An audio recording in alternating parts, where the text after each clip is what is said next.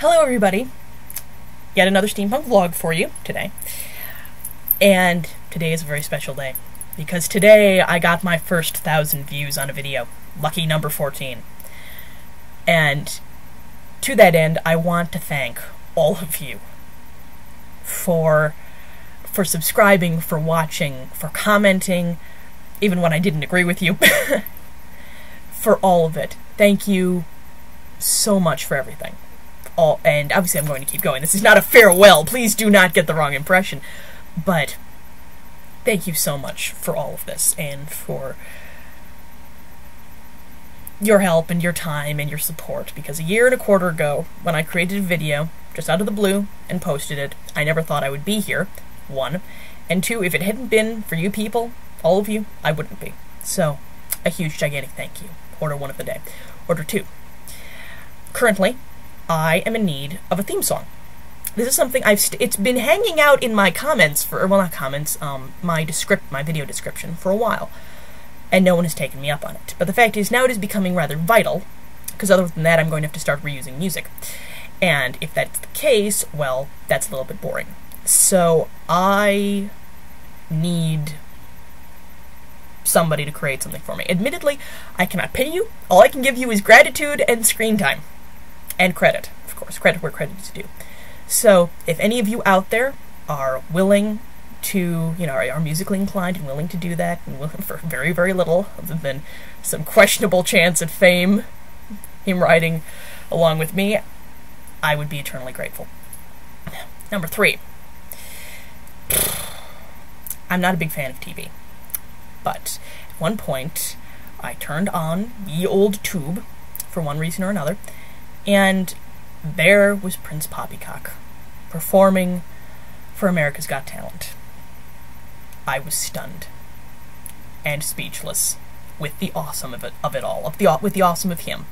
And I just recently found out that he was voted off America's Got Talent. This makes me cry inside. His work, all of it, was spectacular. I don't care what anybody says. And I don't punch like a girl, so I can support my opinion with my fists, even if I can't with my facts. And I'm so deeply sad that he's been voted off, one, and I offer as much support as I can, and I hope everyone out there supports him in whatever he goes on to do next, because he is so very, very, very awesome on so many separate levels.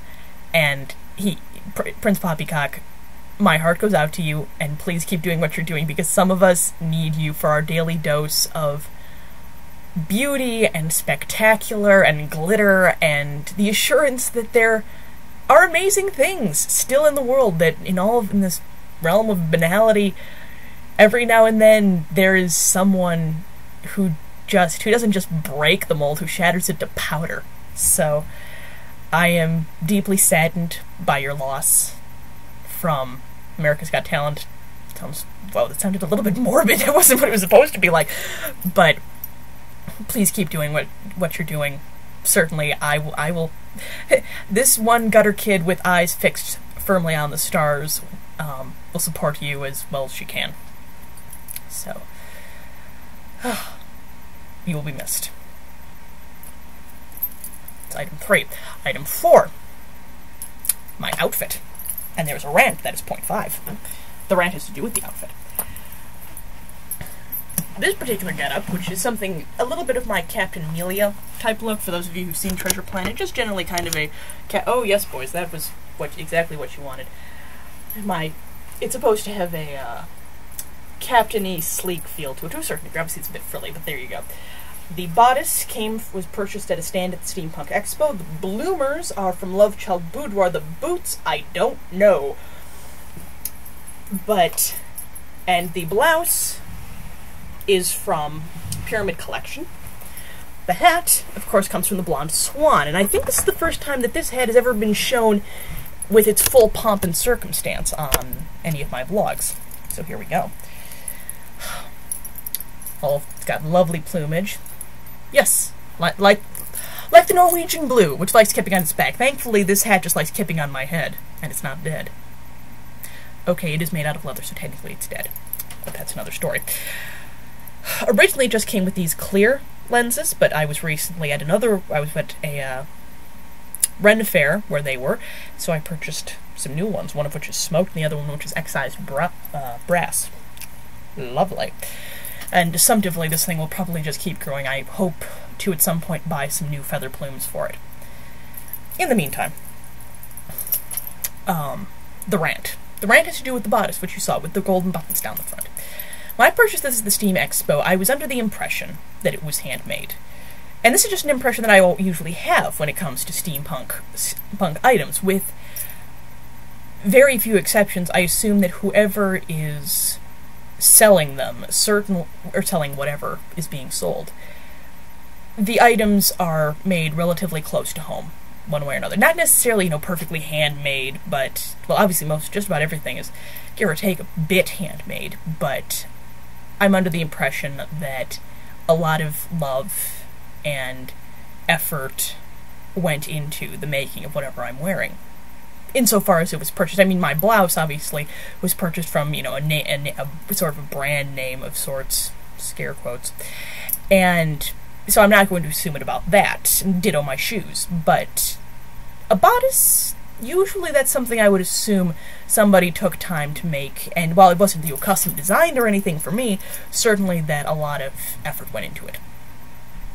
And so imagine my shock when I get home after the expo, and I'm looking at my bodice because I was looking for a tag to find the maker, whose name I still cannot remember, because I was hoping to order some more stuff. Well, I did find a tag. Unfortunately, the tag did not have the brand, or not the brand, the maker's name. Instead, it had a lovely little tag that said, drumroll, made in China. Lovely. I'm still smarting about this fact, even though, because the outfit is lovely, no doubts about it, but there is a certain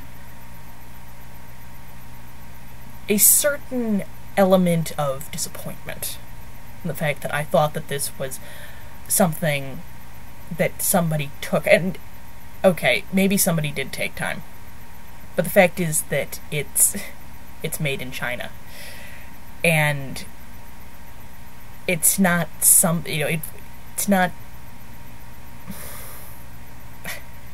it's definitely not what I expected, and it's certainly not what I feel most steampunks are.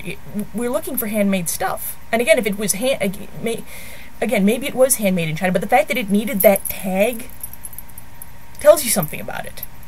Because if it had been made, handmade in China by somebody who loved and cared about the item and so on and so forth, but if it was just some mass-produced thing, this depresses me. Makes me angry. On the other hand, in the world of things that actually were made by hand, I have some lovely new earrings that just arrived today. They're hard to see. I'm going to flip over so you can see it better in this light. They are called, the shape they take, that's called a hamsa.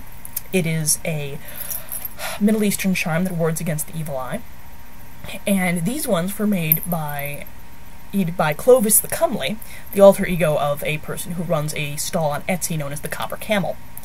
She's an absolutely lovely dealer, wonderful. I had these custom made, again. Not very expensive, honestly, she is, and she's a ton of fun to work with. I want to go back and order something else from her just so I can interact with her some more.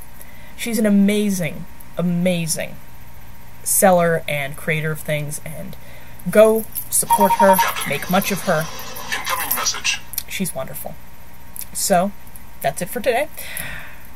Somebody help me get some music. The music that is going to be playing at the credits of this is something composed by Prince Poppycock. So, and again, a fond farewell to him from America's Got Talent. Go, he has a website. Go, I'm signed up for his updates. Go follow him on Twitter, and also follow me. I have a blog, Brass and Brown Leather, the Steampunk Aristocrat. Go follow that, and find me on Twitter. My name is Aristocrat V. See you all later. Ta.